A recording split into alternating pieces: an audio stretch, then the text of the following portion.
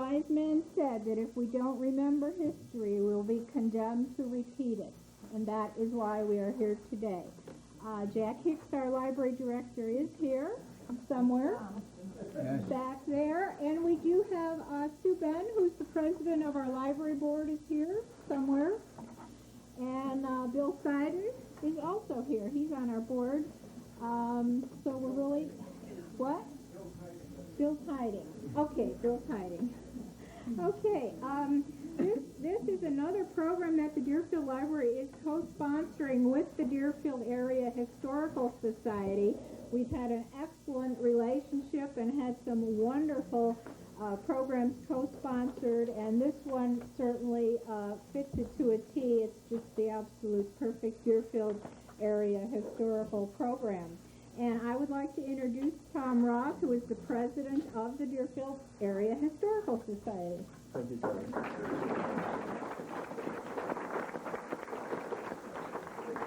Well, I'd like to thank Jack and to Sally Cyphers for letting us have this here. I'd also like to thank the library board and the Deerfield Area Historical Society board for having the courage to allow us to have such an event. And then this kind of touches a personal note, too. My son happened to do his 4th grade history project on the Deerfield Integration case, so over there we have his project. You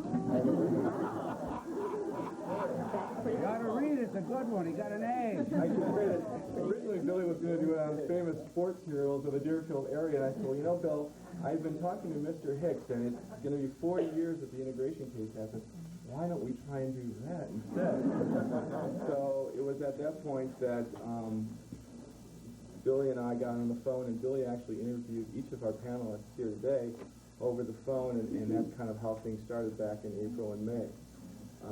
I should also mention that this is a topic that has come up locally a number of times when they review back at Deerfield's history, and even the Deer Prince this year again has focused on kind of reviewing the integration case back in 59. So again, today will be a special occasion for us to kind of look back with the unique perspectives we have here today and maybe gain some knowledge from it. Let me introduce our panelists. We have Franklin McMahon, actually in the middle. Mr. McMahon is an artist reporter.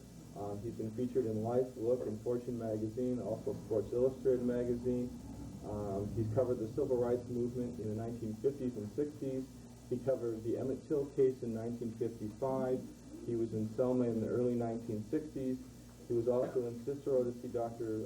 King in 1966, and also at the Million Man March in 1995, and a lot obviously in between. Mr. McMahon, along with 4 or 5 of his children, have the Gallery McMahon. They're also artists, I should note. So he's very active to this very day, and we're glad to have him here today. Next to Mr. McMahon on the end is Mr. Ted Repsholdt. Mr. Repsholdt moved to Deerfield in 1954. He was a teacher at Highland Park High School from 1954 to 1960. He later joined the faculty at DHS, Deerfield High School, in 1960 to 1970. He returned to Highland Park in 1970 and stayed until 1977, and then went back to Deerfield High School as a principal from 1977 to 1984. Mr. Repsholdt lived here, obviously, during the integration case, and was outspoken during the event. And then Mr. Rosen is our 3rd panelist. David Rosen is the co-author of But Not Next Door. He wrote this book with his brother Harry Rosen. The book concentrated on the 6-week period of the integration case and event. He's a former Deerfield resident. Mr. Rosen lived in Deerfield from 1956 to 1968. He left Deerfield to take on some graduate study coursework at Brandeis University in 1968, where he went on to study community planning and aging. He later then held a position as executive and planner with the Jewish Federation in Boston. And I should note that Mr. Rosen has actually traveled the farthest to be here. He's traveled from Boston area to be here, Massachusetts. That's not far from USA. No, not at all. Friend of mine. And then our moderator today, we're very honored to have State Representative Beth Gash. Representative Gash lives in Highland Park with her husband and 2 teenage kids. After receiving her undergraduate degree in psychology from Clark University, she attended Northwestern Law School and earned her law degree from Georgetown University, where she served as associate editor of the American Criminal Law Review. And she's also chair of the House Judiciary Committee on Criminal Law. Representative Gash will serve as our moderator. I also want to kind of read through some ground rules that we've set up for today. They are because of the ground rules of the integration discussion. Because of the time and fire marshal seating limits, we are asked to observe the following ground rules. Number 1, admission by reservation, and then it's been standby, as you all know. And we appreciate everyone for being cooperative with that. Number 2, the fire code limits this room to a total of 178 people, so we are trying to follow the rules here. The discussion will be for 1 hour. We'll have a discussion with the 2 panelists. We would ask there be no interruptions during the discussion and allow kind of a free flow of exchange and reflections. And after that time, then we'll open the floor to questions. And hopefully, as you were coming in, you signed up to ask a question. So if you still want to ask a question, we just ask that you sign up. That's really about it. The other thing I should note that there was a small handout at the front sign-in sheet, kind of reviewing the formal review of the event. Again, this took place 40 years ago in Deerfield, and it was over property that is now Mitchell Park and J.C. Park. And without further ado, I'll turn it over to our group here.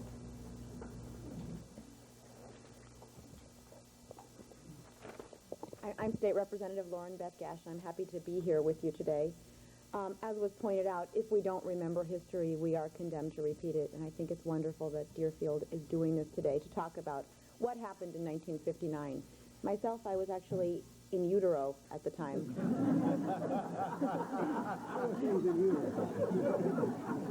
I was born in June of 1960. You'd be interested. But I'm sure I would have been thinking about it. I thought maybe we could start with David Rosen, who is the author of But Not Next Door, an account of the Deerfield case and integration, which is a book that's right here, actually on the table. Can you give us an idea to start with of what happened? And there's a microphone right in front of you. Well, first, let me say, I want to thank the Historical Society and the library for inviting me. This is not my first time back in Chicago or my first time back in Deerfield. 2 of our kids, about 4 kids, were born while we lived here, and they both came back here to school to attend Kellogg. And one of them stayed on and still lives here. So we come back a couple times a year to see the son. The daughter moved on to Minneapolis. I have a sister-in-law who lives here. So we're back and forth. And we revisited Deerfield. When my kids were little, they wanted to see where we lived. In fact, I took my daughter over just before I came to the meeting because she wanted to see 1500 Central Avenue and Indian Hill and see what happened to that one little pine tree that was there, you know, and so forth. Okay, sorry. If anyone who's speaking doesn't feel comfortable speaking into the microphone, you actually can take it out and just hold it by you if you want. Okay. That may be easier. Oh, the silver one. Okay, sorry. Oh, so these aren't working. Silver outranks gold. Okay. I am a little hearing challenged. It's also the first time I've revisited the Deerfield story, so-called. We wrote the book in 1962, my brother and I. He did most of the writing, I did the research, and I had a theme for it. And I'll just digress for a second to tell you about how, as your chair and Tom indicated, I was a resident in Deerfield in 1959. I was a member of the Human Rights Group. I wasn't a spokesman or a leader in that whole period of time, as Mr. Repsholdt and some of the people who I'm so glad to see in the audience, you know, who were members and neighbors. Anyway, and in 61 or so, had an opportunity to talk to my brother. He didn't live in Deerfield. He was here for a period of 7 or 8 weeks on an assignment, I believe in 1960. And he was an amateur writer, and he had written a couple of historical books about Spanish conquerors of Mexico and Spain with a friend of his. And they thought that the events of the 6 weeks was a story that needed to be told in and of itself. How Deerfield reacted to an announcement almost 40 years ago to the day, November 10th, 1959, is when this story broke in Deerfield, and how this town reacted and didn't react. And when I say this town, as you well know, nothing can characterize even a 5,000 person, 6,000 person community as being homogeneous. There were a variety of people who lived here, a variety of opinions, you know, etc. But we thought just telling this story very factually, as much as we could. We weren't impartial. Let me speak for myself. I wasn't impartial on this issue, but we tried to write an objective book about it. As the, forgive the name dropping, as the New York Times said in a book review, and they labeled it, and I would have labeled it differently, Prejudice Moved In. In the fall of 1959, the quiet suburban community of Deerfield, Illinois was torn asunder by the discovery that a real estate developer planned to sell 12 new homes to Negroes. In less than 6 weeks, the all-white community voted 2-1 to condemn the property of the developer for part purposes, blah, blah, blah. Harry and David Rosen have written a factual account of this landmark case in the battle that's going on, and they tried to catch the, I'm skipping, the turmoil of emotions that gripped Deerfield. They blended fact and feelings to produce a social document. Deerfield in 1959 was a town of about 5,000 or 6,000 people. I may be off by 1,000 or so. It was a growing town. Many people moved out here, probably like I did, because it was, we use the term differently today, it was affordable. It was way the hell out. You know, I had to go 18, 20 miles to work, but with some help from my parents and my wife's parents, we got a down payment and a GI mortgage, and we thought, the hell with it. Well, we can swing it. I think I was making $8,000 or $9,000 a year. We bought a house for $26,000 in a corner of, those who still live here, Central Avenue, 1500 Central Avenue and Indian Hill. So it was that kind of town. So it was growing like mad. Jumping ahead in 1 year, 59 to 60, it grew from something like 10,000 to 11,000 in 1 year, you know. And I think that had something to do with not only why I moved out here, but what was a factor in perhaps some of the reactions. I also want to say at the beginning, and maybe speak a little more about this. To me, even though the book publisher calls this an account of the Deerfield case and integration, to me, and part of why writing the story, this was not a story about integration. 10 black families moving into Deerfield would not have integrated Deerfield. This was not a story about mixing, even though the Deerfield Review in 1959 had a picture of a development that the developer had in the east. There were 2 black couples and 2 white couples playing bridge together. This was not the intent. The intent was to observe freedom of residence, observe the law. It was against the law not to sell to people on an open occupancy basis. But Anyway, it was not something that was done. There was about 70 such developments around the country, that started this way. The idea being to show that suburban areas in particular didn't disintegrate, when a black family moved in. We're not talking about urban areas, where whole neighborhoods change, etc. Anyway, 1959, the big story was Little Rock, Arkansas.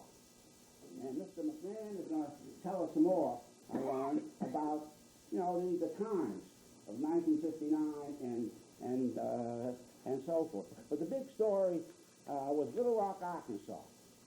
And a couple of black kids, I don't remember how many, who wanted to enter there, and they finally entered there, with the use of federal troops. In Deerfield in 1959, the story was parks. There had been 2 referenda defeated in Deerfield in 1959 alone, and if my memory serves me right, there was even another one defeated the year before. That was the story in Deerfield in 1959. And what happened was, a developer, it was a non-profit developer. I think they had initial backing from some people in the American Friends Service Committee. I'm not so familiar with that. Foreign Progress Development, something or other. And they affiliated with the company back east, Modern Community Developers, and they were building housing on an open occupancy basis. They bought the land in 1958, 59. There's a very good timeline up there that has been put together. And in September of 1959, they began 2 model houses. You all know where this is located, I presume, the site of what is called Mitchell Park. I guess on both circling St. Gregory, is it? Church there on a corner. Anyway, so they started 2 model homes in September 1959. They had gone through all the procedures that you had to go through in those days, and you go through today, getting their plat plan or whatever it is, site plan, adopted and approved and so forth, and off they went, just like other developers were doing, just like the guy across the street was doing, and where we live, in Deerfield Park, which was a big farmland area there. And off they went. In November, their board met and decided that since things were moving along, they ought to begin to talk to some people in Deerfield. And this is when the story broke. With the advice of somebody, they talked to a local minister on November 10th. The local minister spoke to some of his vestrymen, the town people, and then the news began to spread. It was not a big story in Chicago yet. It wasn't a big story in the national press. It became that in the course of a couple of weeks. And he, as I say, he told his vestrymen, and they told the village board. The village board had a meeting on the following Tuesday, which would be, November 11th or 12th. Not too much happened, except the next day, the construction was halted for building violations, alleged building violations. No action or no discussion had taken place yet at the village board. During the week, there was probably all kinds of meetings and so forth. My knowledge of it was what's written in here was mostly factual from newspapers, court records, etc. There's no expose in here or something hidden, about what happened. But I'm sure there was talk and meetings all over town. So that by the time the village board met on its regular meeting on November 18th, this was one hot town. People were mad, people were angry, people were scared, and all the other emotions I don't have to mention. A couple of days before, the story hit the Chicago papers. The Sun-Times said, interracial subdivision planned inside Deerfield limits, and so forth. And then, as I say, there was a meeting called, regular meeting of the village board called, I guess on a Monday or a Tuesday. That was a regular time. And by this time, this was one hot town. There was no demonstrations or anything like that. But for about 2 weeks, it was very hot.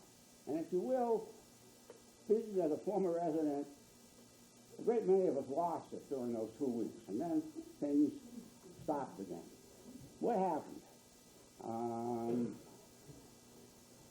That night, there had been a meeting over the weekend between some ministers in town and the builders and a couple of school officials, etc., but nobody changed anybody's mind. On that village board meeting, the acting chairman of the village board said, for different reasons, like Mr. Roth, this is going to be a meeting to hear. There are going to be no questions and no comments made by the Board of Trustees or by any of the board. However, the board had authorized the village manager to read a statement. And in essence, this statement said there's a lot of questions being raised. There's panic. People were afraid of losing. Let me find it here. People were disturbed. We're getting many phone calls. People aren't delighted to see it. There's opposition.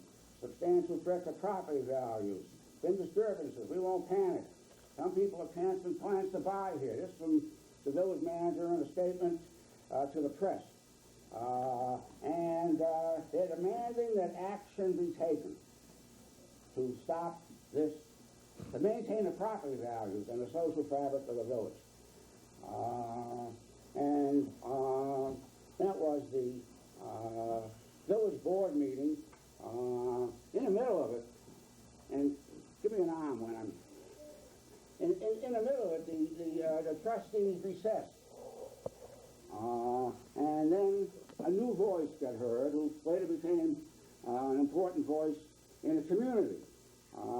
He's somebody who hadn't been heard of before, and he said, look, nobody here is opposed to integration when it happens normally, etc., but this wasn't a social experiment imposed on us, and other such words. Well, let's continue on to hear a little bit about the other perspectives. I have a question about the microphones. Are there some that are working and some that aren't? Are they connected to different things, or where would you like us to speak?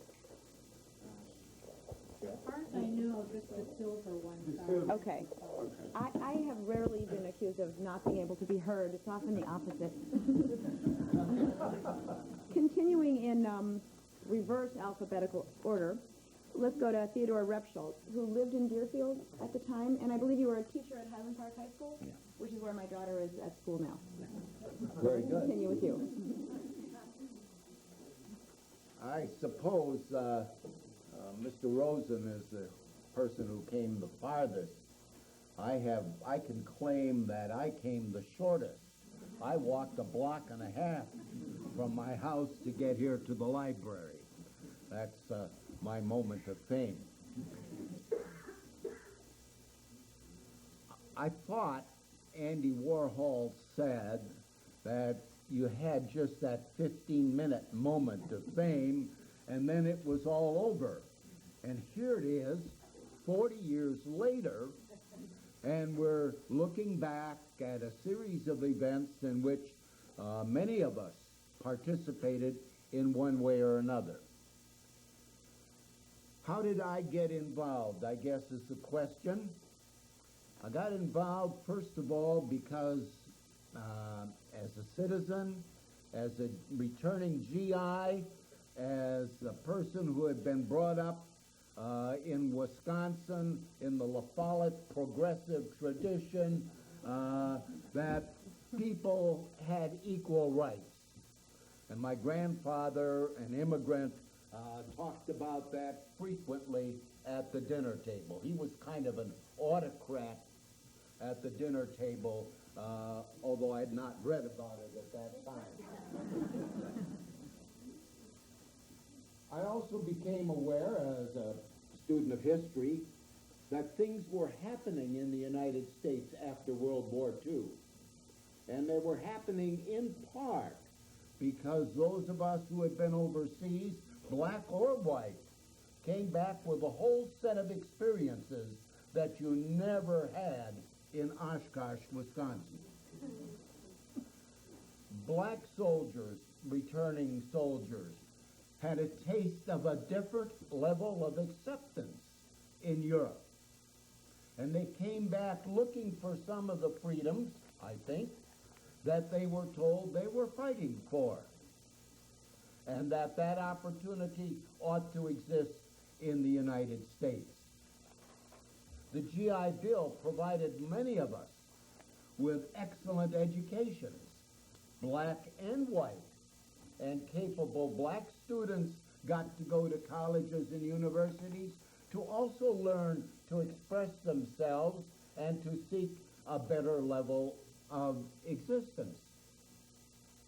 A whole series of events took place, starting with a Supreme Court decision in October 1947 that said, regardless of race, you can sit on a railroad car wherever you can find a place.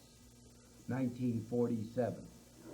Oklahoma Law School had to accept a black female student in the law school in 1948. Truman ordered the integration of the armed forces in July of 1948. The Supreme Court barred segregation on interstate railroads November 10, 1952. A whole series of activities were going on. When the Brown versus Topeka Board of Education decision came down in 1954, separate but equal was not accepted under the law, and school integration was ordered. Alabama University was ordered to admit Miss Lucy by federal court order in 1956. These events were taking place, and while action was begrudgingly taken, the fears and resentments and concerns of the majority population was also increasing. It was getting closer and closer to home. Brought up in that tradition and going through those experiences, it was almost natural for me to feel when Paul Berggren, our minister, called me at school one day and said, "Ted, I want to talk with you on the way home." And I stopped and he said, "I want you to go to a meeting tonight. I can't go, but go there and listen and tell me what's going on." "Okay, Paul, I'll do it." That night, the meeting was held in the old Deerfield Grammar School gym, and a large number of people were there. I guess it just bothered my good Lutheran tradition to hear all of the things that were being said that patently were not true. And so, being impetuous, I rose to the occasion. Here I stand, I cannot do otherwise. I was in favor of this opportunity. Sure, quotas were bad, but they were worse. They were not as bad as a quota of none. And while the quotas galled some, including many of my liberal friends, because they had been discriminated against in earlier times in graduate schools, medical schools, law schools, they could at least see that an opportunity might exist. For me, it wasn't an opportunity for Deerfield to show that it was in favor of a sociological experiment. For me, it was only an opportunity to express my feelings about social ministry and what my obligations were as a person in order to support what I thought was the right thing. Turned out I was in a minority, but that wasn't so bad. I made a lot of friends, met a lot of interesting people, and had some most interesting mail over at that. So that's why I became a member of Deerfield Citizens for Human Rights. That's why I campaigned for acceptance of the program. That's why I never allowed this to get into my high school history class, because it had, what I believe personally, had no basis in the classroom for what I was attempting to instruct students about. And that's my story.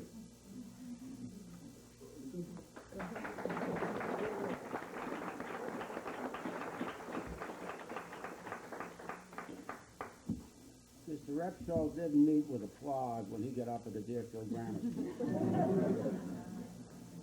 He was met with some shouts of fire him, etc.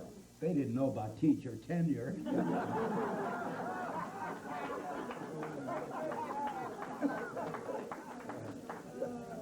Let's move on now to Franklin McMahon, who is an internationally exhibited artist reporter whose drawings and paintings were used in Look, Fortune, the Chicago Tribune, and the New York Times. Can you tell us of your memories of 1959? Well, yes, I'm a freelancer, and I should tell you that prior to this event, I had been working for some years as a designer and illustrator in Chicago, and wanted to begin thinking about getting out on the street and seeing what was going on, rather than staying in the studio and thinking about the way a picture was made. I wanted to get out to try to make them. So, I mean, make them from what was going on in and around the country. So I did a story for Roe Peterson on the Constitution of Illinois. Went down through Illinois, making drawings of what was going on in the state of Illinois, and when the Constitution printed something about railroads, the drawing of railroads would go into that position and so on. I made about, I suppose, 150 drawings down through Illinois. When I got those back from Roe Peterson, I packed them off to Life magazine just to see what they might think about my doing some drawings for them. And a few days later, I got a phone call, and they thought maybe I would like to go down to Mississippi. There was a trial going on down there, and I said, that's just what I want to do.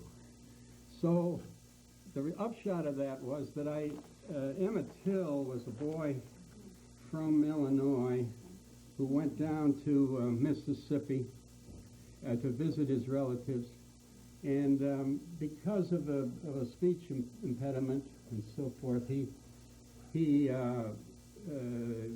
mother had taught him to whistle when he was having trouble speaking, and the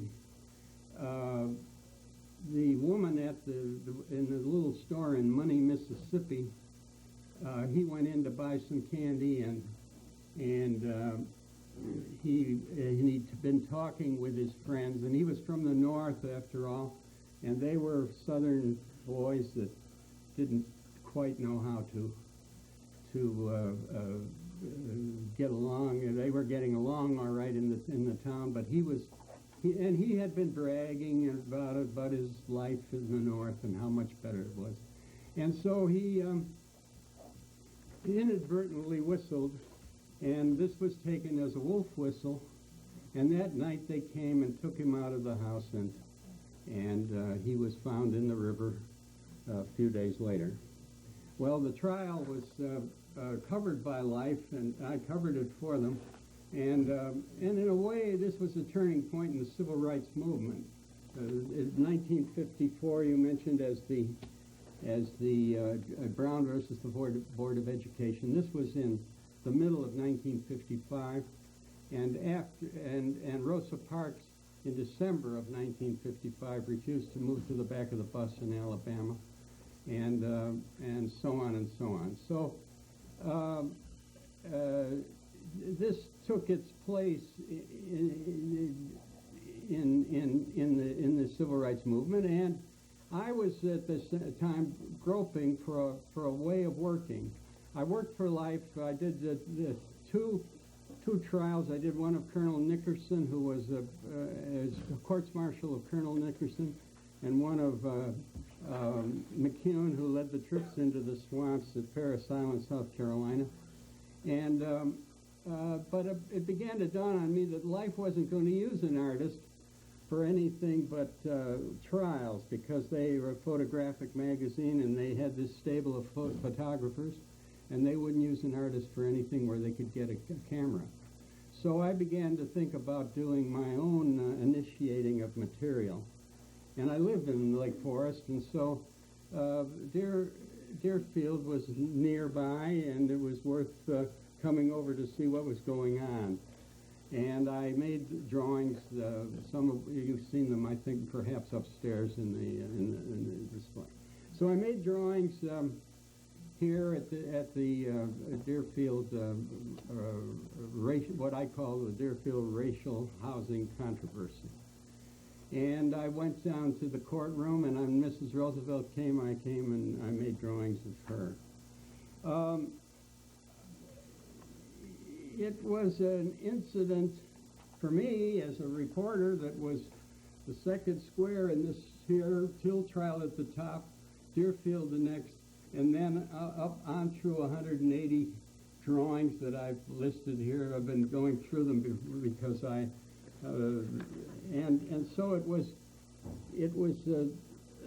a small but important time for me, because it represented a change in my life, and it was, as it did for the folks at Deerfield. I went on then to make this drawing, for instance, of in the Senate in 1964, when the public accommodations bill was being discussed. Senator Dirksen, Senator Humphrey, Senator Mansfield, and the Senate assembled. I did a story in 1965 for the Sun-Times, looking back on what happened in 1965, which included Selma, Alabama, and the march on the final march on the state capitol. As you remember, they started to go in that direction. They were beaten on the street there, and turned back, and then all of the clergymen and people from all over the country came down to Selma to stand next to Dr. King and to go forward from there to the state capitol. And when George Wallace saw all these people out there in front of the state capitol, he said, "That's a lot of people," and he was changed a little bit by that. Not enough, but changed slightly. You know, he ran twice for the Senate, for the presidency, and I followed him through those campaigns. It happened that at that same year, the space program was beginning to take place, and it was possible to draw a parallel between the notion that here are these people fighting these ancient battles 200 miles north of where another guy is going around the world in an hour and a half. And so it was a turning point year. I also did at that time the European Common Market. We'd, after all, been through a war in which we'd gone over there to straighten out the events in Europe, and at least a large part of them had been due to race and nationalism and nation states fighting with one another. And now the Europeans were coming together in the European Common Market. I went and made drawings there. They were published by Fortune. At the same time, I was interested in the Vatican Council and its implications. Here was the Catholic Church recognizing that there were other Christian churches and trying to straighten out that history of the fighting among religions. So religions and economics and so on were fomenting at that time, and people were, and as Mr. Repsholdt has said, they were. We came back from the war, and we didn't want to go back again and fight another one. So. And your drawings are on display now. They're up at the library upstairs, I think through November. Is that correct? Through November. Yes. Okay. And so on. I made a drawing in Cicero, Illinois, during the marches there. Dr. King marched through Cicero, and drawing of the reaction of the people there. And I told the art director of Look magazine about it, and he turned up on his desk that a friend of mine had written a book. I didn't know this, but a friend of mine John McDermott was head of the Catholic Interracial Council in Chicago, and he wrote this story about how the Catholic, his fellow Catholics weren't as progressive as they ought to be. So my drawing of the Cicero March got mixed into that. And it went on and on until the recent Million Man March in Washington, D.C., in which a confrontation with the nation's capital by a bunch of folks from St. Sabina's Parish in south side of Chicago. It turned out that they filled the streets of Washington, D.C. So, and now I'm interested in I did the Parliament of World Religions in Chicago in 1995, and there's a new parliament now. This will be the third Parliament of World Religions. Will take place next month in South Africa, and I intending to go down there, keep my hand in. And there was one, the first parliament was in 1893. I missed that one. But the one in 1993, I was able to do another in 1999. So that's where it's at the moment.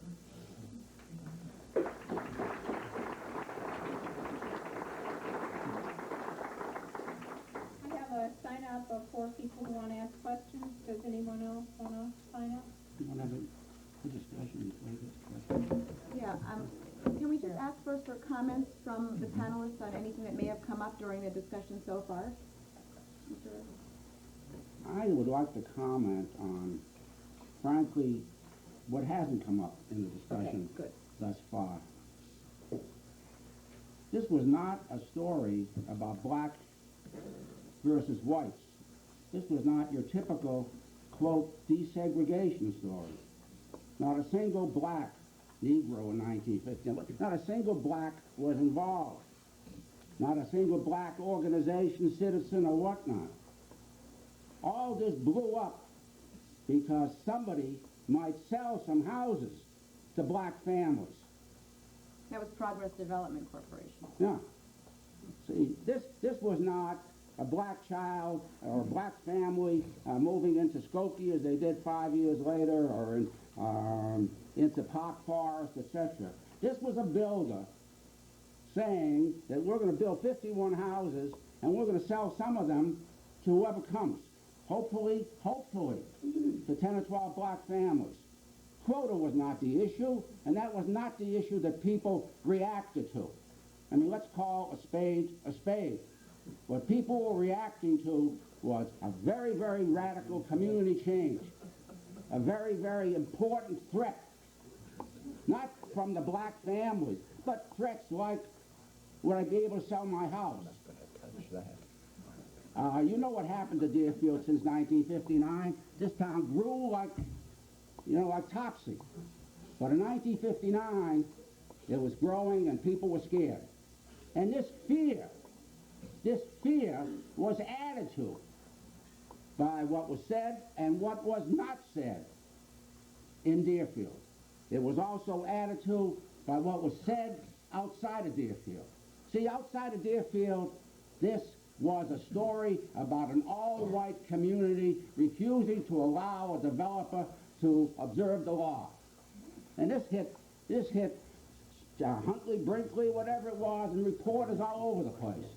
The meeting that Mr. Repsholdt referred to at the Deerfield Grammar School was the third meeting that was held. The first one, the trustees said, we're going to study. The next one, they said we would hear from the residents.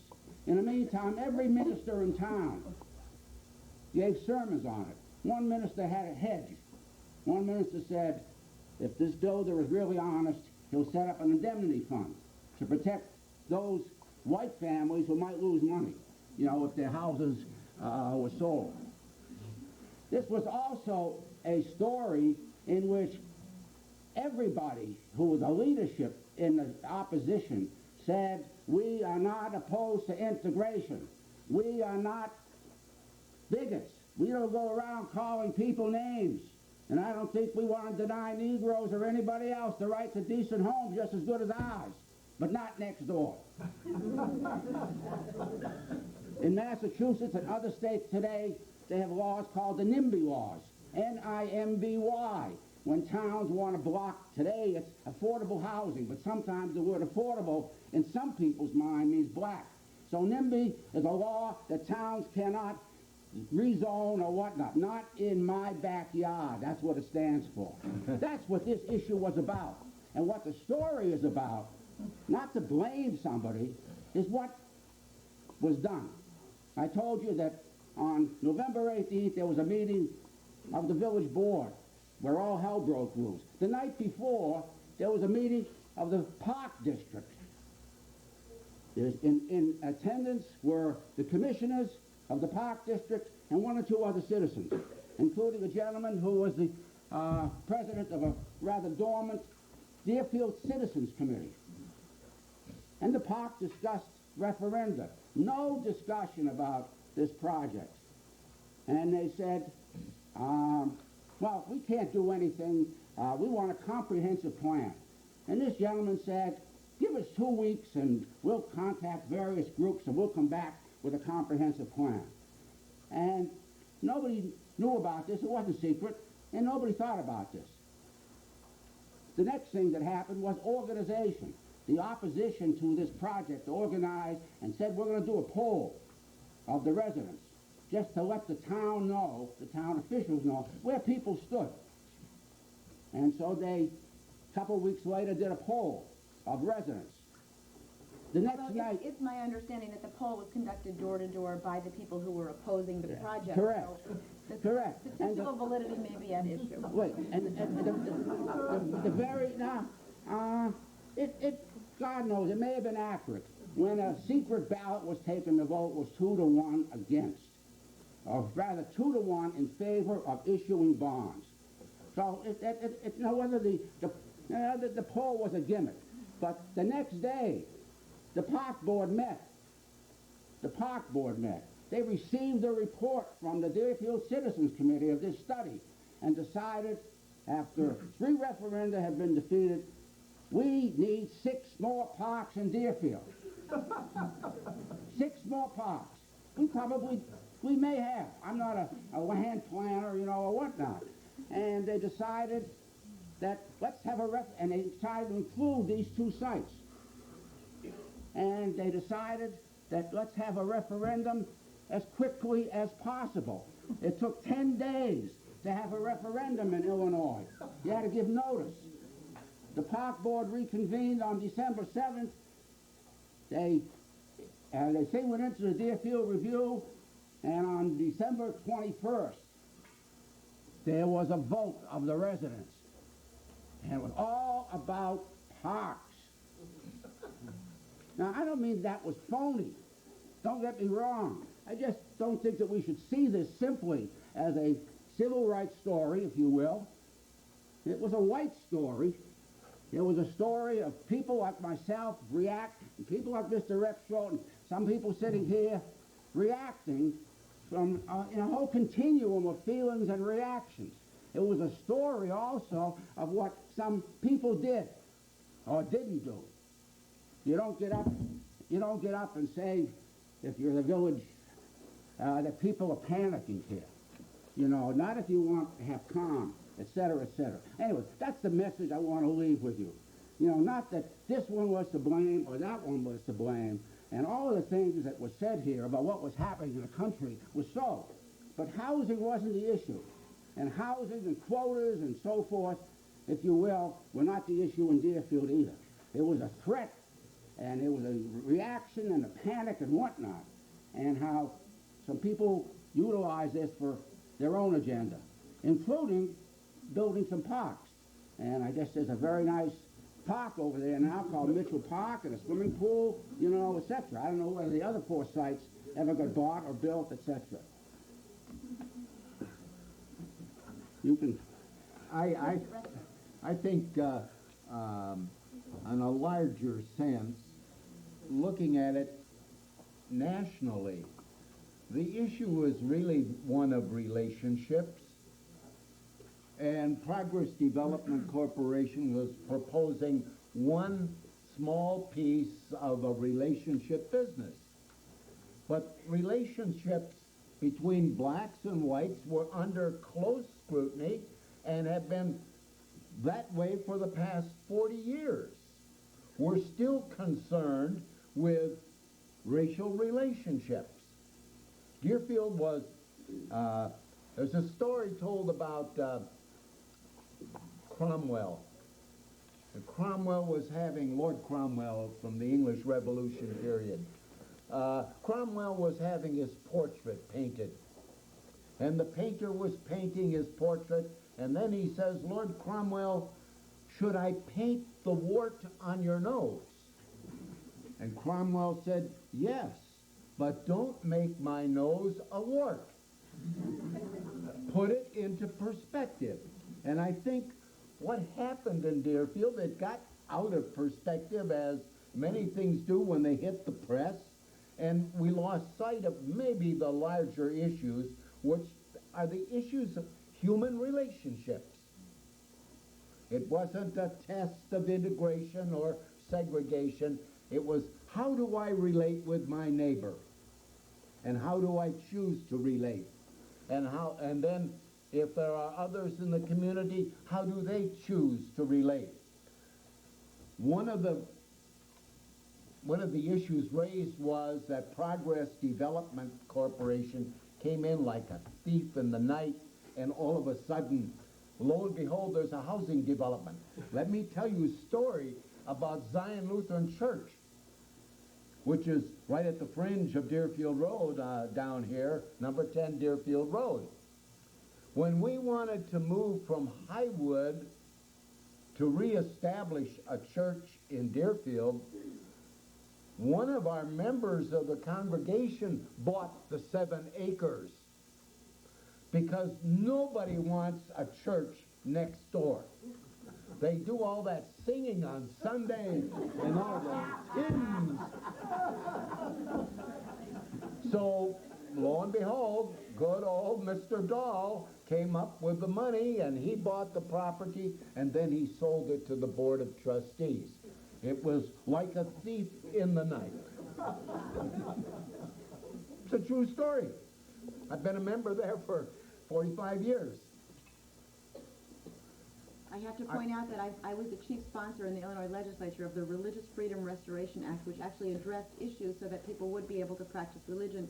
And we brought together a coalition of a lot of very interesting groups, like the ACLU and the American Jewish Congress and the Christian Coalition, who are all pushing this particular legislation. I have to say it's the first time I've ever seen them work together on something. I'd like to make just one more comment. Deerfield changed, and it changed rapidly. I think it was in the mid-'60s when there was a village board meeting, and Ross Finney was the mayor at the time, and they proposed an open occupancy ordinance. It was so crowded at the village hall that we adjourned to Deerfield High School in the auditorium, and after much debate, the open occupancy ordinance was passed, I think, by a 4-3 vote, and my friend Ross Finney cast the deciding vote. So Deerfield changed within 5 years to some extent. A learning curve. The North Shore Residents Association, did that pop up in direct relation to this right after that? What was the background of I that? think it disappeared. I don't know whatever happened So to it. how did that develop? How did that come about? The village board had a meeting, I told you about. It adjourned, and there was a call for a meeting across the street for residents only at the American Legion Hall. And the gentleman who had spoken at the village board meeting held sway there. The meeting, by the way, was chaired, interestingly enough, by the president of the library board at that time, as a citizen, not as chairman of the library board. But at this meeting, there was fire and fury. Few people who were opposed to how things were going were shouted down. There was a photographer for Life magazine at that meeting who happened to live on Indian Hill Road. They wanted to throw him out bodily. And then this leader said, let's be calm, let's study the issue, and 10 lawyers volunteered to study the issue. In the meantime, from that meeting at the American Legion Hall and the subsequent meeting at Deerfield Grammar School, and you got to get the flavor. That meeting had loudspeakers set up outside the school because everybody couldn't get into the Deerfield Grammar School. There were 400 people in the auditorium and 200 more outside. I mean, this is the atmosphere you need to also put into context.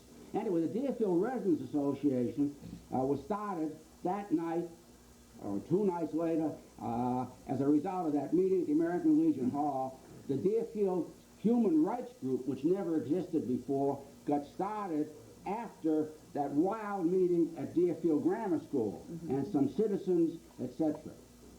Last comment. I don't want to give you the impression So that first, this... tell us what happened to the North Shore Residents Okay. Association after that. Did it just... They died. Okay. Although the gentleman who was the president of it brought some, if I may say, some further discredit to Deerfield when a week before the election for the bond issue, he published a leaflet in Deerfield called The Massive Wallop, in which he attacked everything from judicial usurpation. The Supreme Court was taking too active a role. There was also letters exchanged between him and the citizen councils of Mississippi, thanking them for their encouragement and support. And they never took a stand on this referendum. They said only, here's the facts, etc. They disappeared. The Human Rights Group probably disappeared 6 months, 3 months later. You know, they met, and there was really hardly anybody left except the directors, you know, and so forth. And it was quiet in Deerfield after that. This issue was not discussed again. In 1962, when this book came out, you know, I got, if you will, lots of press around the country in the form of book reviews. There wasn't a word in Deerfield. I spoke to 5 or 6 North Shore human rights groups in Winnetka and Glencoe, etc. I never was asked, and, you know, understandable, please. Please understand. It was, you know, people didn't want to discuss this because it was not a very, very happy or creditable time. You know, these 6 weeks in 1959. Sure, maybe sometime later, they passed an open occupancy law by a 4-3 vote, you know, etc. But in 1959, for those 6 weeks, This is how we reacted to the threat, and so forth.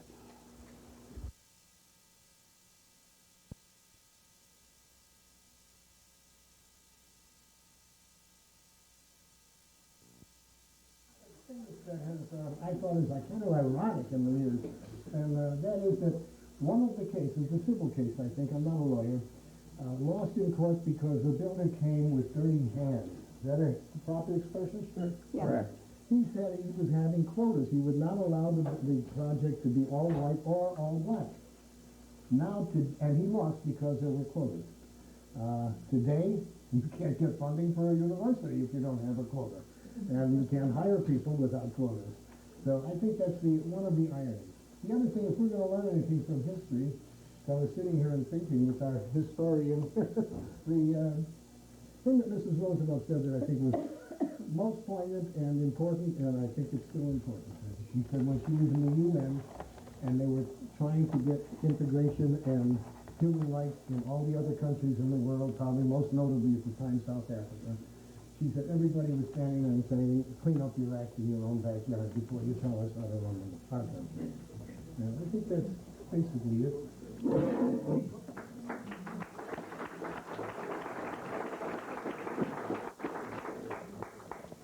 Paul Frank? Frankie. I knew that. I think you'll be able to hear me without the mic. I just want to say I've lived in Deerfield since 1958. I think Deerfield in 1999 is a fine community to live in with good people, with generally good attitudes and outlooks. And I can tell you, those of you who weren't here in 1959, that I thought then, and I think now, that the people of Deerfield then were good people, good citizens. Sure, you had all kinds of views, and when this issue came up, there were extremists on both sides. I played no role in any of what went on. I was one of the many concerned citizens. I don't even remember how I voted on the bond issue, but I think I voted against it. Excuse me, I voted for the bond issue against the project, along with most of my neighbors. And I don't make any apology for that. I don't think I'm a redneck or a segregationist. I don't know if Deerfield was a lily white community in 1959. I guess the people said it was, but no, that wasn't something that was on my mind at all. We were just trying to raise our family and pay the mortgage, and like most of the other people. And I don't know when black families moved into Deerfield, but they certainly did. And as far as I know, they moved in without a ripple, which is the way it should be. And I think this program, when I heard about it, it just didn't sound right to me. People from New Jersey and New York are coming out to little old Deerfield, and they're bringing Time magazine and Life, and they're putting us under the microscope. We reacted more to the outside aspect of it, I think, than the integration aspect. So that's the way it was. So I don't think you have to feel guilty about living in Deerfield. I don't. And I'm glad to live in Deerfield.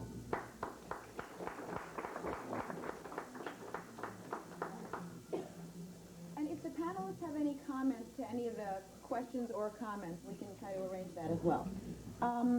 Joe Pearson. I have two comments. If you could stand up, that we could probably hear you better. I have two comments and a question. I had just gone off to school at the college in 1959, and when I read about this, and I read about Mr. Repsholdt, I was so impressed and inspired because in 1959, teachers generally did not stand up for social issues, and I thought that was wonderful. The second thing is that my mother was in the real estate business in Deerfield at the time, and she was very conflicted over this. But she was a firm believer in racial equality, so one day she told me that she'd made up her mind that if anyone of color came into her office, she'd take them to see any house that they wanted to see, and she'd just take the consequences. As it turned out, in her entire career in Deerfield, no one of color ever came to her office. The third thing is a question. I want to ask the panel what stand the various churches in Deerfield took. The question to the panel is, what was the stand of the various churches and religious organizations in Deerfield at the time? Any of the panelists? Well, I could say that Paul Bergman, our pastor, took a pro-housing view. I can also say that we lost about 40% of our membership who disagreed with him. And I was on the church board at the time, and there were efforts made to silence him in the pulpit by some of our more conservative members. The battle was fought, the church exists, and it's built on a rock. Let me just amplify. Every minister, there wasn't a rabbi in Deerfield in 1959, but every minister of a church in Deerfield, there was one Catholic church and the other denomination represented, issued a statement published in the Chicago Sun-Times. There was an addendum on the part of one minister. But so they, said that the project should go forward, not in these exact words, but that, it was our responsibility to accept this. They also published a statement in the Deerfield Review at the time of the election. Also, apropos of church groups, every major denomination in the Chicago area, the Presbyterian Church, the Catholic Interracial Council, etc., issued statements, encouraging Deerfield residents to vote against the bond issue. So that's where the ministers stood on this project and these happenings. I have several articles in front of me, and I did find somewhere it says that, Mr. Repsholdt, you received a citation from a local temple. Maybe that was one. It was in Highland Park. Okay, for your work. Okay. Betty Frazier? The comments I'm going to make is not my own personal. I've lived here since '57 in Polish Corner, and when this came up, we had several meetings in different basements because we all lived from month to month, between the mortgages and the kids. So in the meeting, three things came up. One, we did not like the fact that someone came from the East Coast or another state, came into Deerfield and putting their ideas here. Number two, we did not like the fact of the word tract homes. We wanted Deerfield to stay individual. The third thing was the golf courses. That came up. The fact that if we're all going to integrate, and that too, which we're not against, let's open up the golf courses to everybody. And today, they are still closed in this area. And I and the blacks and everybody cannot go in and play golf. Well, Could you comment on that? Are there any comments from the panel? well, private clubs have their own rules, and there are private Jewish clubs, there are private all-male clubs, there are private clubs. Deerfield Public Golf Course is open to any player. You just come up with a... Yeah, there is a difference between public and private in the eyes of the law, but even private clubs do have certain things that they have to abide by. I cannot read this name. I'm sorry. Is it Sherman? Beverly. Okay. Yeah. And I can't read the next one either. Okay. Yeah, I just wanted to say that we were the first blacks to buy in Deerfield, and the story, as with all historical events, did not end just after that 6 weeks.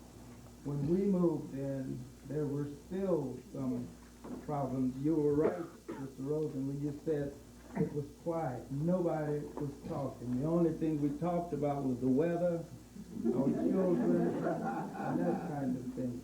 And it was a fight for the open housing, if you recall. And when we went to the high school that night, and I have a question for you, Ted. When we went to the high school that night, one of the things that turned it around were high school students who stood up and spoke for this ordinance. And I think that's important. My question for you, you said you didn't think that the issue should be brought up in the classroom because that wasn't what you were about. As an educator, I'd like to know why. Had I been teaching sociology, Did everybody hear the question? I might have dealt with it. But I was, in my particular course, that would have been material foreign to the core content of the course. Kids could talk to me after school if they wanted to, and that was on my own time, but not on class time. And there probably was an outcry from some people that you should be fired at the time. It probably really was true. And some people may have felt that way, so you may have had to be extra careful even. The Harvard School of Education put out a pamphlet in 1969 based upon this. It was a social studies. Mr. Repsholdt told me today that he was in Boston doing some work at that time and knew the person who wrote it. I never did. It's based entirely in quotes, and nobody ever asked us, on the Deerfield story. And but it's called Community Change, you know, and it deals with social studies and social attitudes, etc., and asks questions of students and asks them and teachers to discuss these questions as to what do you do, etc., etc. I'm not disagreeing with Mr. Repsholdt. I'm saying that in social studies, this became a subject for some schools of education. He was a graduate of Highland Park High School, by the way. Herb Nicholson.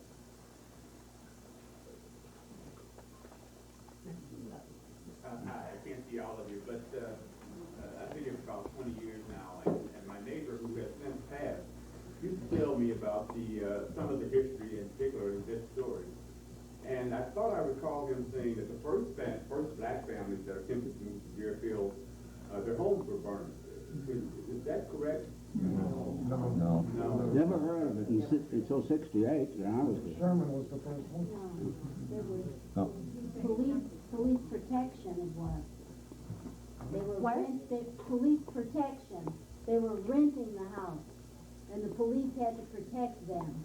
It was over by the expressway. And when was that?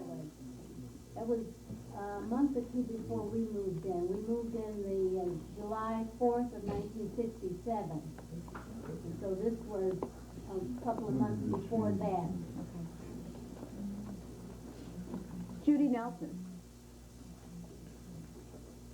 Hi. I guess I came because I've known about this. I've lived in Deerfield more than 20 years, but I was born and raised in Edgebrook, which is just the first stop on our local train in Chicago. Now in Edgebrook, very lovely suburb, they're even having tear downs there. Now they're putting bigger and better houses. But right to the north is Lincolnwood. Now mind you, as a young person at that time, before marriage and even after marriage, naive as could be, but working for our great Justice Department, there were signs that said Gentiles only. Never thought. We were a passive society. That's why this hit the papers, because this was the first time people became active and said something. And I feel that it was a black eye. As you are showing, it really did get out of perspective.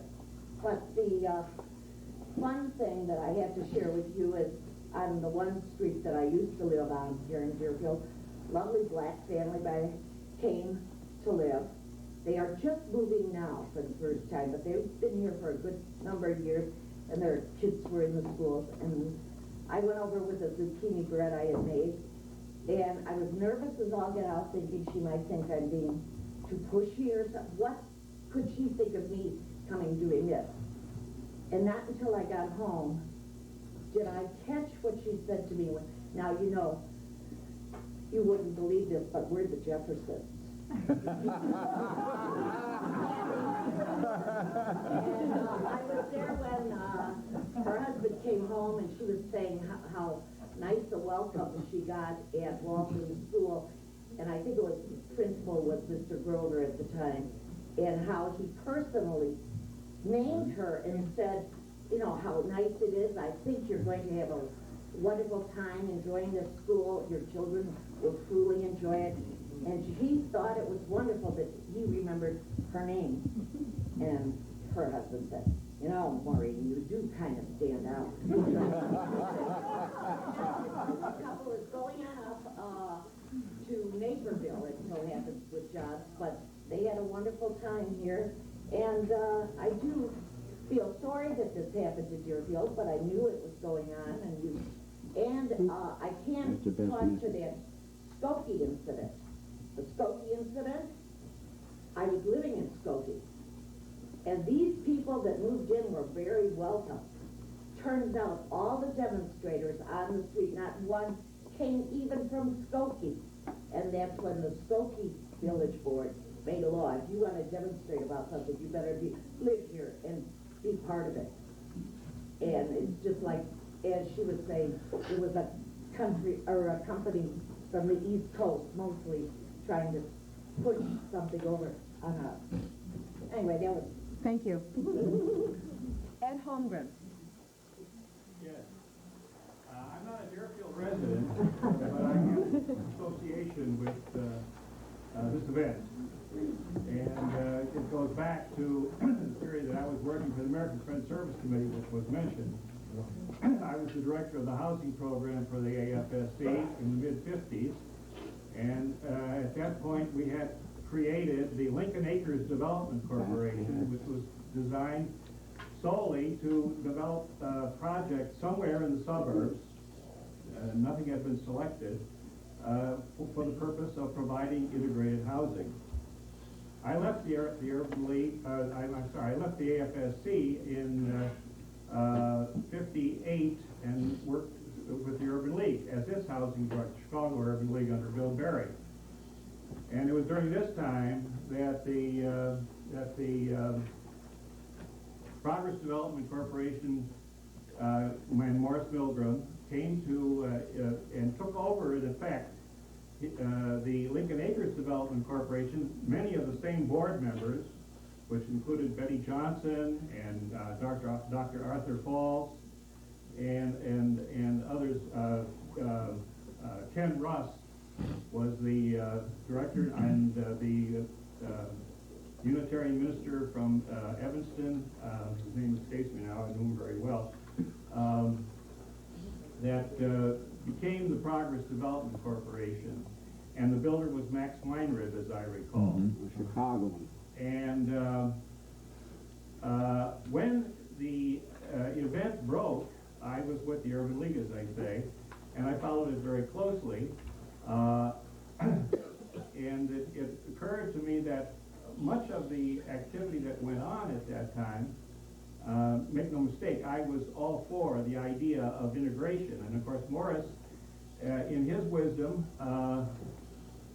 such as it was at the time, assumed that he could, by getting the clergy to be aware of what he was planning to do, to provide housing for a larger group, which would include some Negroes, and that this was going to be a way of softening up the community, if I may use that terminology, to achieve acceptance.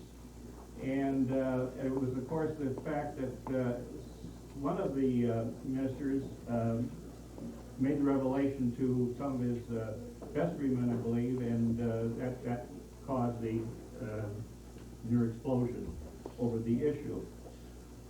It also went on through the courts, as we all know very well. It's interesting to point out that someone has said here tonight, this afternoon, that this wasn't an issue of race or discrimination, it was an issue of fear. Well, if it wasn't a question of discrimination, what was it? I mean, it can't be just fear. It has to be that. That's what I figured.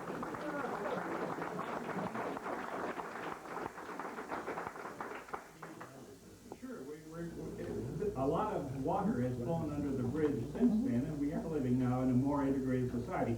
We've still got the problem, though, folks, in so many ways. I came back to Chicago and became the first director of the Leadership Council for Metropolitan Open Communities after Martin Luther King had his demonstrations and marches here in Chicago in 1966. Over what issue? Open occupancy. But it wasn't until 1968 that we had a federal law banning anti-discrimination in housing. And why did that pass? At that time, the law the bill had passed the House the year before, but was held up in the Senate. By whom? By our own favorite minority leader, Everett McKinley Dirksen. And it took the assassination of Martin Luther King on April 4th, 1968, to cause the passage of that law on April 9th, 1968. I went to Atlanta to the funeral of Dr. King. Came back, and the next day the bill was passed, and it was Dirksen who led the charge for as a kind of a memorial for Dr. King. But the point is that was the last bastion, as it were, of discrimination in all kinds of areas of American life, and it initially addressed only discrimination against racial minorities, but now it's been broadened to include disability and other features. Gender. But going back to '59, the problem to me, as I viewed it then and now, was that it was more than it was fear, yeah, but it was fear based on a kind of thing which was really insensitive to me. On fear on the basis of individual skin color, and very little else. Fear that you might lose value in your property, but countless studies have demonstrated that doesn't happen in the instance of stability. And if there's wholesale change, yes, there may be some temporary effect on the income, on the value of the property, but not in the instance of modest change. So I think we have to look at ourselves and our past, not so much in recrimination, but to examine more closely what we are thinking about at the time of who's doing whatever is happening, and what our own values and feelings are about other kinds of people. Okay.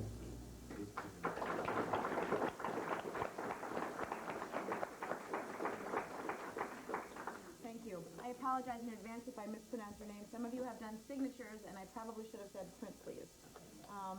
Daniel Gibman? I still think of myself as an Easterner, so I feel a little uncomfortable. But when I was reading your book, Dave, just before moving in here, and then listening to you today talking about one of the big fears at the time having been the economic fear of the resale value of homes, I guess my impression when I read your book and seeing the two model homes that are still standing here are that we're talking about average middle-class homes for the neighborhood, and my assumption is that they were going to be sold unsubsidized, and I'm just wondering if you could clarify that.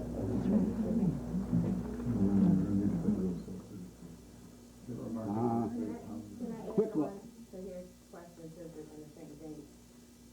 Where were the blacks being recruited from? This is what There was no recruitment of anybody. It There seems was like no they didn't get recruitment that of far. blacks. There were no recruitment of whites. There were no recruitment of Hispanics. They were going to, like the guy across the way, going to advertise in the various papers, of Chicago, like you see in the Tribune every Sunday. This was going to be a home that sold for slightly more than the average in Deerfield at that time. It was a private, non-profit development. It was not subsidized by anybody. It was not an Eastern corporation. It started, as a gentleman before mentioned, in Chicago, with a Chicago board, and they persisted, in it. But so we don't lose the thing. This was not a matter of subsidizing. This was not a matter of, he had no guarantee that 10 black families would move in. I was on the board of a housing for the elderly in Boston. And we had HUD funding. It was called Jewish Community Housing for the Elderly because the Jewish Federation sponsored it. And when we had this thing ready to advertise, we made sure that we advertised in the Jewish press, in the Protestant press, the Catholic press, in the Boston Globe, in the equivalent of the Chicago Defender, whatever it was in Boston, you know, etc. There were no quotas, but we wanted to see to it that there was some diversity in this. And probably that's what this builder would have had to do. But there was no guarantee that 10 black families would move in.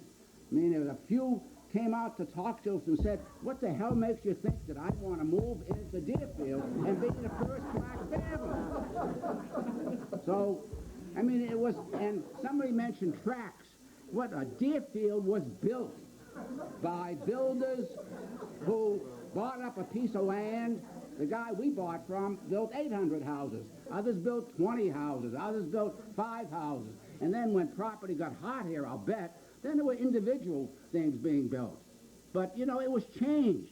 When Deerfield, there was one shopping center in Deerfield in 1956, the National Food Store. And when somebody wanted to build a jewel, my daughter, who's visiting here today, wanted to see Deerfield Commons. There was a little... The Jewel Tea Company. The Jewel Tea Company. The Jewel Company wanted to build another shopping center. There was some opposition to it. We're going to change the nature of Deerfield. When Sara Lee built its factory, its very, very modern bakery here, there was some opposition to it. That's gone now. And if you will, looking on the other side, when Deerfield High School was built, and it wasn't built as Deerfield High School, Ted, it was built as a high school located in Deerfield. And there were some people who wanted to call it Highland Park West, just like in New Trier West. I mean, these were people, if you will, who wanted a cachet of Highland Park, you know, and so forth, and Deerfield didn't have it. But there were all kinds of people. And, well, actually, it should have been Bannockburn High School. Okay.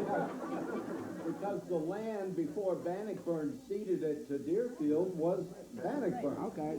So it was part of the Highland Park High School and School District and so forth. There were 4 names proposed. And I got to comment, people, myself, and everybody else in this room, we react on a basis of many different impulses and motivations, etc. Yes, there's fear, but, you know, you can't just say that everybody who was on one side were non-racist and everybody on the other side really had racist things. And also, this could have happened in other towns. It didn't happen in Skokie, somebody mentioned, because this wasn't simply a move-in. The mayor of the town, the ministers went door to door, and they said there's going to be no more Deerfield here. That was quoted in the newspaper.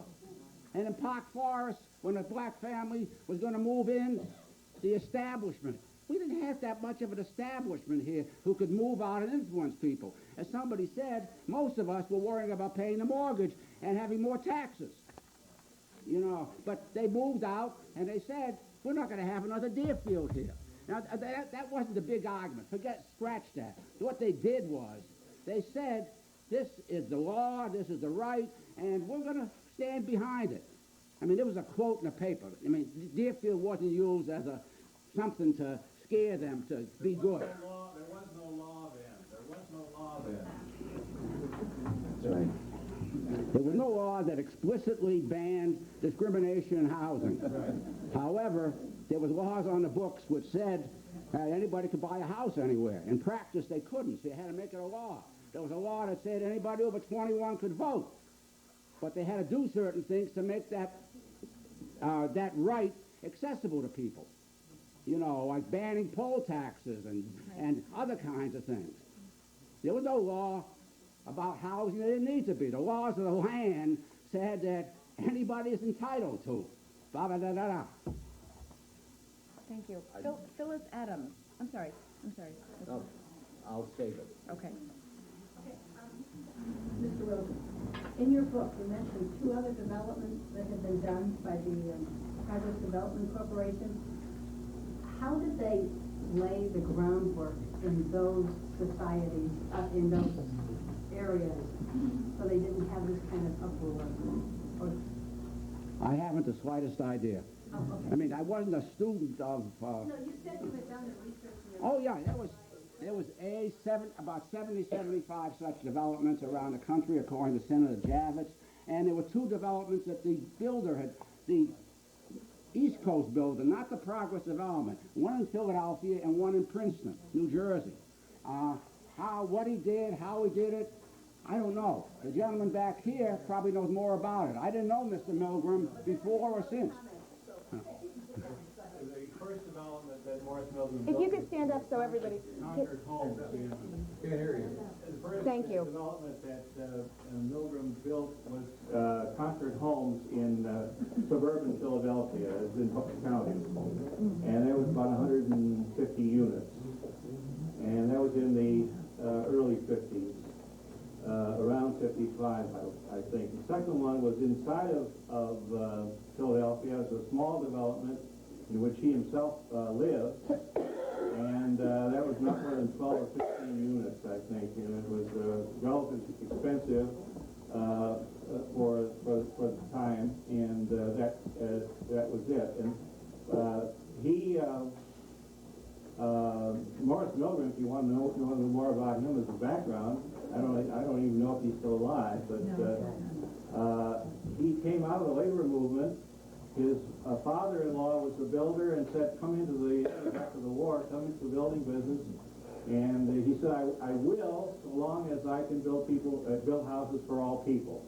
And so he spent some time with his father-in-law learning the business of building, and then formed this other one, this corporation, Modern Community Developers. The Princeton development was the third one, and that was, I think, in the 60s, and I forget the size of it, but it also was, the marketing was done in the same way that any builder markets. It was known in the community at large that it was an open occupancy development, and that's how it became integrated. In no instance where any of them that I remember now. I visited Concord Park and the other one during the time I was working for the service committee. God, that's a long time ago. In that instance, they were marketed in a normal fashion, and he went on then to develop a real estate investment corporation, right, which was to build and help assist the development of integrated housing in a variety of communities all over the country. He was building himself as the Johnny Appleseed of housing, of integrated housing, and so that's really the genesis of how that started. Phyllis, you had another part. I thought perhaps we could start a movement to change the name of Mitchell, and what I think it means to some of us, to Repsholdt Park.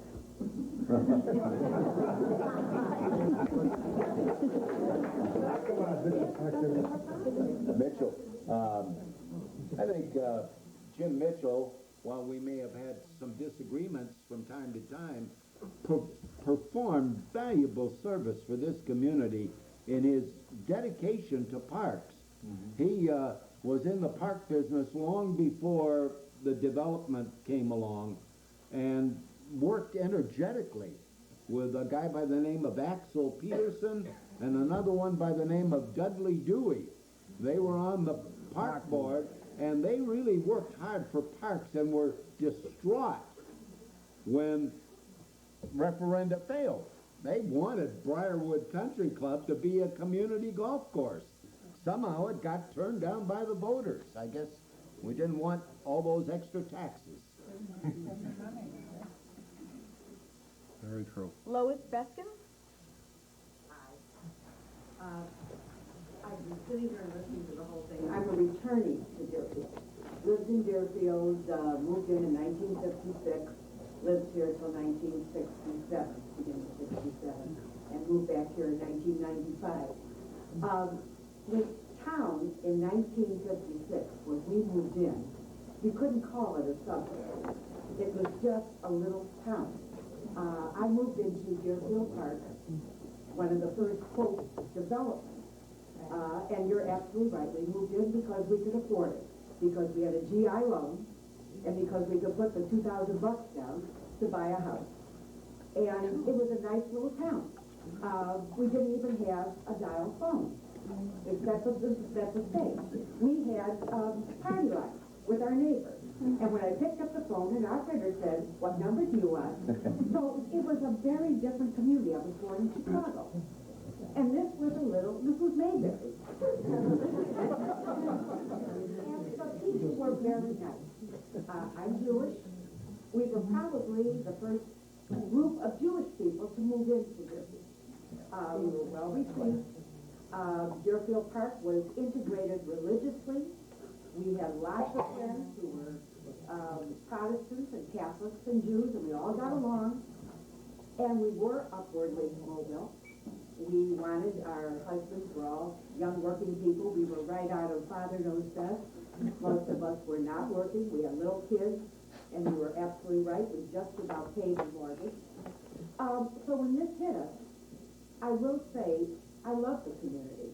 And I feel that what happened was bad, and there were no bad people. There were people with many different opinions. But I don't think there was any ugliness.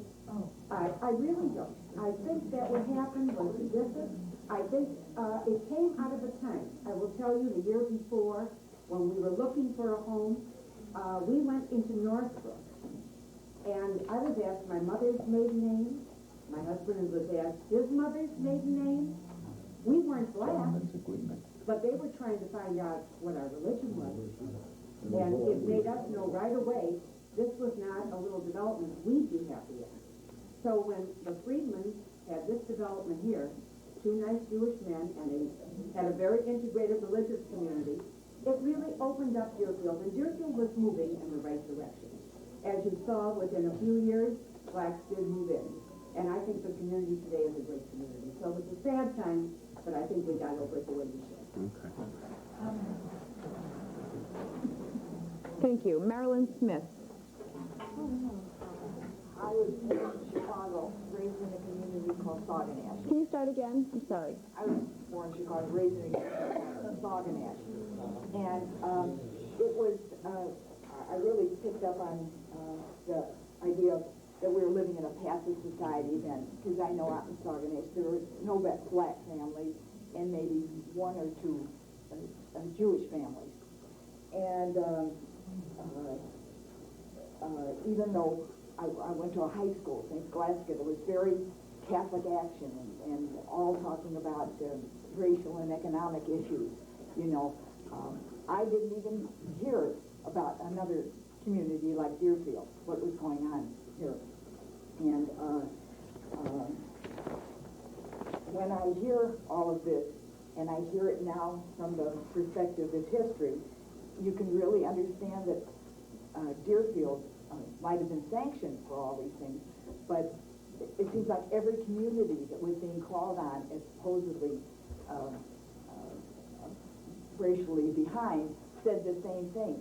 You're coming down to Selma and telling us this, and you're coming to Deerfield.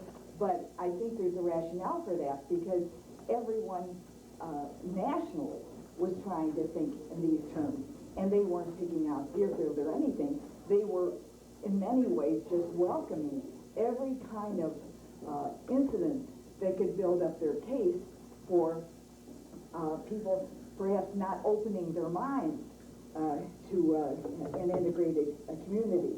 And as another gentleman said here, if it was all economically motivated about selling the homes and everything like that, and not racial, then why all the fuss? You know that it had to be something deeper than that, because if it was more open and altruistic, even taking into consideration where our thinking was coming at that time, were not the churches or anyone thinking this could have been a model community, that there could have been a more welcoming thing at the time so that you'd know that blacks would be, welcomed in this area, that it would, just countering it by a more, welcome attitude. And I remember someone saying that in her real estate office, no one of color came to her office. Sometimes when you hear just these little comments in today's perspective, again, so many of us, including myself, would not sanction what was happening at the time, far be it for me to be judgmental or anything. But when you hear phrases like that, you have to think, no one of color came to her office. Now, what is the whole milieu that we're living in today? Again, not pointing fingers, but just thinking about it. And the name of the book, but not next door. In a way, does it still exist? And so those are some of my thoughts. I left Chicago and lived for many years, 30 years in New York City, where, we say, oh, all nationalities, all racial groups, of course, we know all the problems that, of course, exist in New York.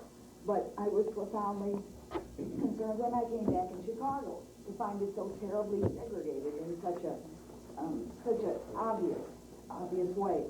And it heartens me that we're having a program like this, thinking back on where we are now, because how much has changed and how much in our hearts has to change, because fundamentally we know, I think in our heart of hearts, the same thing. It's more fundamental issues and not merely a matter of economics.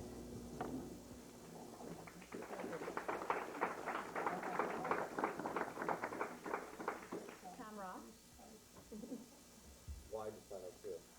I actually have three questions, one for each of the panelists. The first question is for Franklin McMahon. By the way, for any of you that haven't seen Mr. McMahon's drawings on the Deerfield Integration case, they are upstairs, and you really should take a look at those. They're really excellent. And Franklin, in your travels throughout the civil rights movement and with all the drawings that you've done, and I should point out he literally does the drawings on the spot. When we were looking at the drawings for today's program, my son came along with me just a couple of weeks ago, and he said, "Wow, Dad, this guy is really good." Thanks, Bill. But he does the drawings on the spot, and he still does those today. And then we mentioned the Million Man March in 1995. My question, though, is, what was your reaction when you were doing the drawings at the Deerfield meeting, and where do you think that Deerfield kind of fits in those different things that you covered, those different events you covered? And I also have questions for the other panel. Yes, well, I think there was tension in that room that night.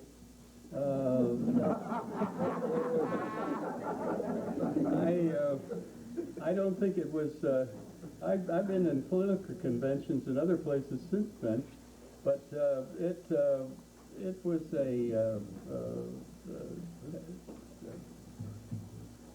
clearly a circumstance of tension, that people were talking among themselves before they made the vote, and some of the drawings show that, and I think those drawings show tension. The one of the vote, of course, obviously shows an overcoming of sentiment against the project. I don't know. I just sit there and make drawings, I'm not... Right. The question for David Rosen is, David, after writing this book, you still lived in Deerfield until 1968. What was the reaction that you got, not only on the national scene, but locally, from your neighbors? When the book came out? Right. None. I mean... That's not true. I bought your book. I was not a cause celeb in Deerfield, one way or the other. Some friends, said, good job, stuff like that. Nobody sent me any hate letters. Nobody gave me any phone calls, etc. When the book came out. it was not a subject that to discuss. Not that it may not have bothered some people who still lived here in 62 and 63, but you know, you didn't talk about it much. You know, I'll take a chance and bare my soul. I got more flack when I don't get involved in these things usually, when I objected to there being a Christmas tree with a menorah on it. I said, have one or the other.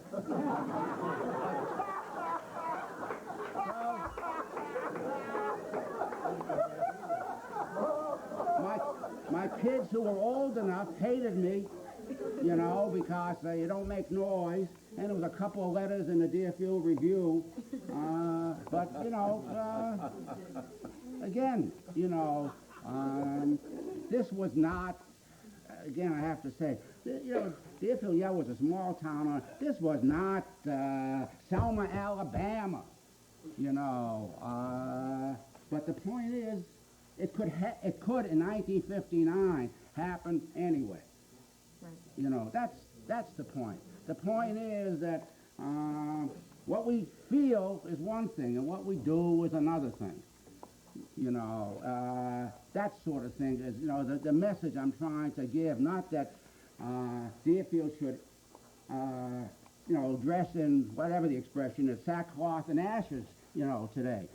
On the other hand, it's something we shouldn't remember. We should not forget, and we should remember it in terms of it being, in my opinion, this is not the objective truth, a sad story of people, a village, a town, and what have you. That, you know, that's what I would say. But I got no reaction from my neighbors. There was a few who were opposed, but they never said to me, how dare you, you know, etc. There was a few names mentioned that people didn't like. Now, these were public figures, but nobody gave me any flack, and I didn't move because there was something wrong with Deerfield. I decided at 46 or so, I didn't want to spend 20 more years at the same organization and same thing, you know, and so I said, I'll try my luck at going back to school. And I ended up doing some similar work, but, you know, that's why I left Deerfield in 1968. It had nothing to do with reaction. I just was pointing it out as evidence of this was, you know, like something in the closet. You know, let's not talk too much about it, you know, sort of thing in Deerfield. The last question is then for Mr. Repsholdt. Ted, question for you is that during the time of the event, I know you said you didn't mention it in class, but did students come up to you at that time and ask you about it after class? And since that time, you've held positions in both Deerfield and Highland Park High School. Obviously, students have asked you questions since. Can you kind of share some of those discussions, or? Well, it's hard to remember.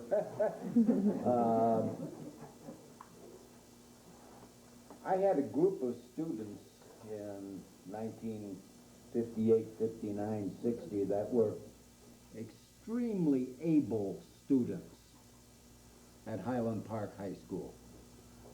Many of whom have gone on to spectacular things. And I guess the only thing I can say is they still correspond with me, and I'm still invited to their 40th class reunion. So, and one of them, you know, turned out to be a successor of mine at Deerfield High School, and I was kind of proud of that. Who's that? John Scornavaco. For time purposes, we have, I think, a couple more comments. How do you want to work it with time? Right. We'll probably have to close up fairly soon. Right. Okay, so if you're thinking of something, we'll try to get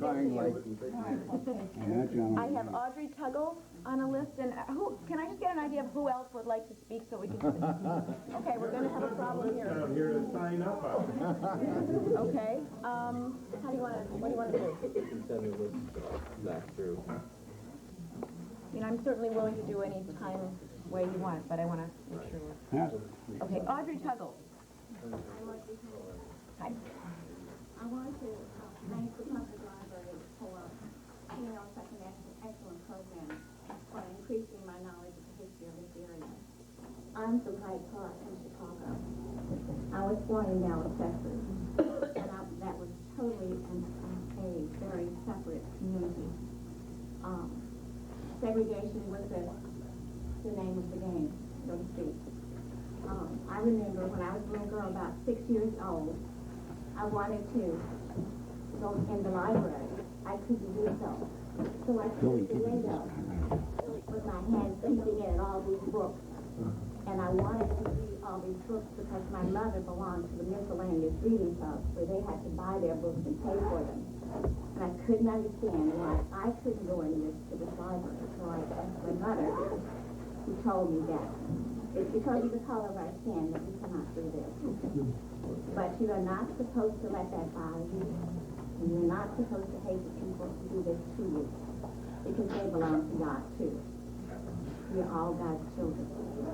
So, to see a community grow this way and become the loving community that you are, that would welcome me into your library, as well as all the people that I see around you, I think it's a statement of where America is going. I'd like to ask a question. Can any of you tell me where you think America is going? I hope it's going to be better than it has been. Because, Mr. McMahon, when you spoke about Emmett Till, I can remember that incident. I wasn't a young woman then, but I was older than Emmett Till. I cried then, and every time I hear it, I cry now.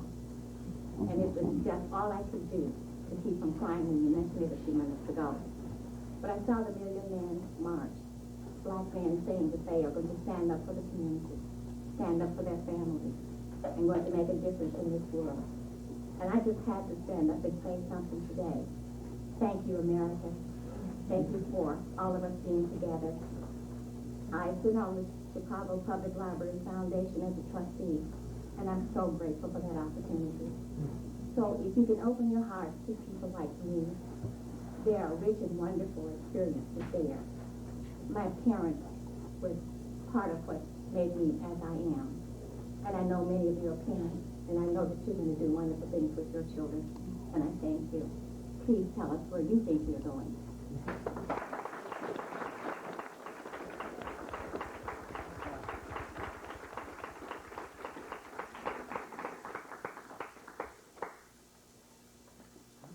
Any thoughts from the panelists on where America may be going? Well, we do know that we're How much. hard to follow? We do know that, yeah, exactly. We do know that we're a much more diverse society than we, not maybe perhaps more mixed up together than we were before. We know that, but we haven't gone far enough, obviously, and we're doing our best to move forward from the stand we are at the moment. And there's work to be done. Nice catch. To give the folks a bit of flavor and then a few comments. First, despite his disclaimer of the tenure of a teacher, we should recognize the guts of Theodore Repsholdt.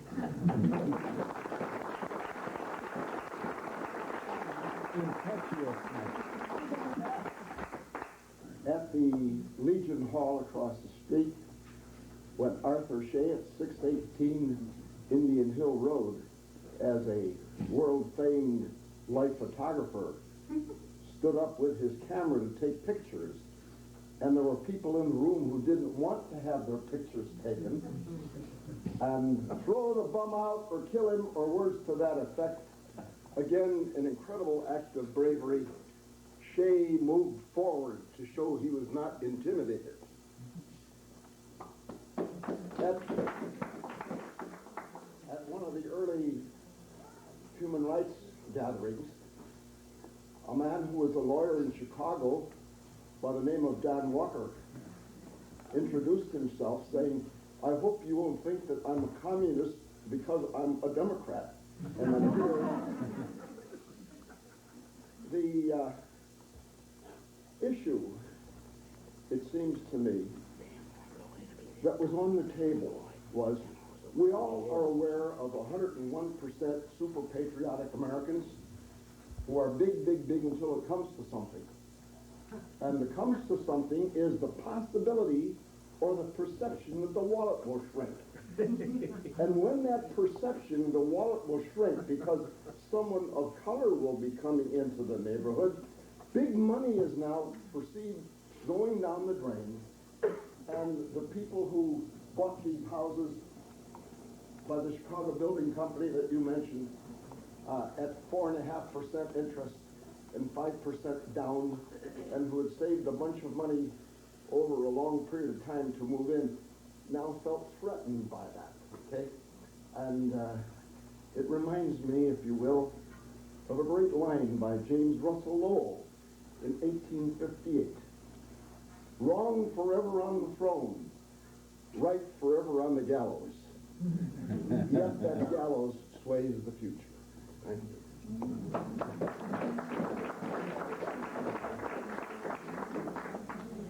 Jeanette Rep? Right here. Jeanette Rep, I'm from St. Gregory's, the entrance to St. Gregory's Episcopal Church on the road. I'm also a member of the Illinois Lutheran Episcopal Integration Project, which is a new project over these last couple of years in northern Illinois. And I just want to make a couple comments out of that experience and out of comments that I've heard here. And that is that one thing I'd hope we'd all get out of this is the awareness that this was not just a blip in history. It's easy to think that it happened in 6 weeks and it was done. The stories by Audrey, was it, and Mrs. Beverly, you know, the family that had to have police protection to live here. We need to remember those because they really speak to the fact that racism was alive then and it's still very real in our society. And it's one thing for us to be really nice people and as white people to change our hearts and be open. And it's another to really change the systems and institutions that perpetuate racism.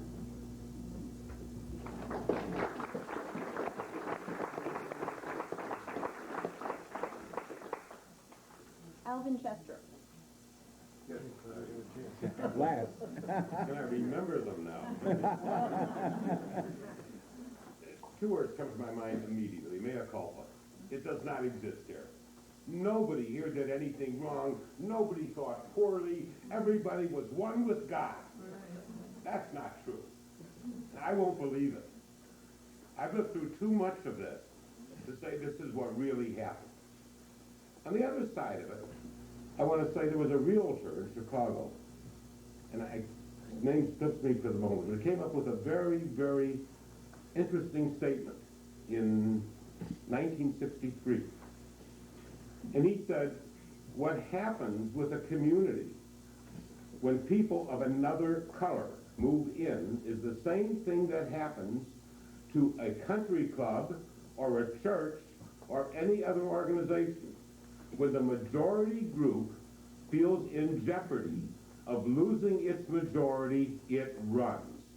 Now, that's been a history of changing communities throughout our society. That could be a history in Deerfield again. I don't see anything that's happened in Deerfield. I see a pretty white community here. That's expensive. Well, but the fact is that what have we learned?